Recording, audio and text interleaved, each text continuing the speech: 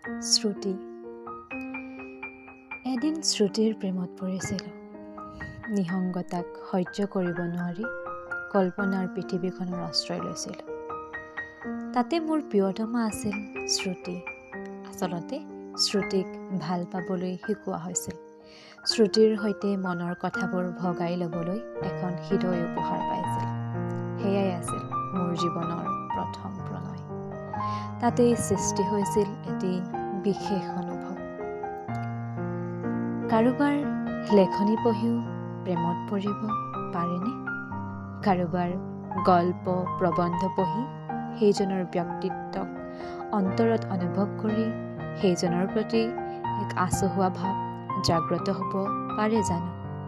কাৰোবাৰ এখন মাত্ৰ ফটোৱে আন কাৰোবাৰ হৃদয়ত তোলপাৰ লগাবলৈ পাৰেনে? নে এখন ধুনীয়া চিত্ৰ দেখিও মন হ'ব পাৰে ৰোমাঞ্চিত? কাৰোবাৰ কবিতাৰ শাৰীয়েও বুকুত গভীৰ আৱেগৰ সৃষ্টি কৰিব পাৰে। অন্তৰৰ পৰা জাগ্ৰত হোৱা মানৱতাবাদী কৰ্ময়ো আকৰ্ষিত কৰিব পাৰে কাৰোবাক। দৰ্শন নোহোৱাকৈয়ে বছৰ বছৰ ধৰি কাৰোবাৰ বাবে বিশেষ অনুভূতি হৃদয়ত সঞ্চিত কৰি ৰাখিব পাৰে। মিঠা সুৰীয়া কণ্ঠয়ো ভালপোৱা জগাই তুলিব পাৰে। কাৰোবাৰ আৱেগ মিশ্ৰিত দুটামান শব্দৰ প্ৰতিও হৃদয় আকৃষ্ট হ'ব পাৰে। দুচকুৰ লাজুক চাৱনিয়েও অন্য এজুৰি মোহনীয়া চকুক আকৰ্ষণ কৰিব পাৰে।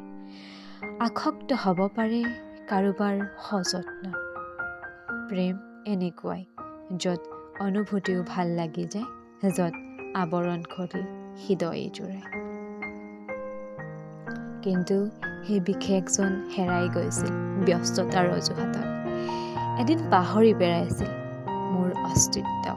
তেতিয়াই ভাৱ হৈছিল আনক দেখুওৱা আৰু নিজৰ মাজত থকা মানুহ দুজন সম্পূৰ্ণ বেলেগ। মানুহ বহুৰূপী। স্বাৰ্থ শেষ হ'লেই কোনো সম্পৰ্ক নথকাৰ দৰে বজাৰৰ খেলনা সামগ্ৰী হিচাপে মনৰ পৰা জীৱনৰ পৰা দলিয়াই বাহিৰ কৰি দিয়ে।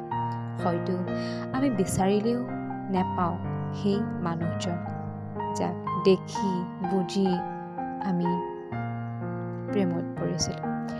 অৱশেষত মাথো স্মৃতিতহে সজীৱ হৈ থাকে এটা এটা সম্পৰ্কৰ মধুৰতা।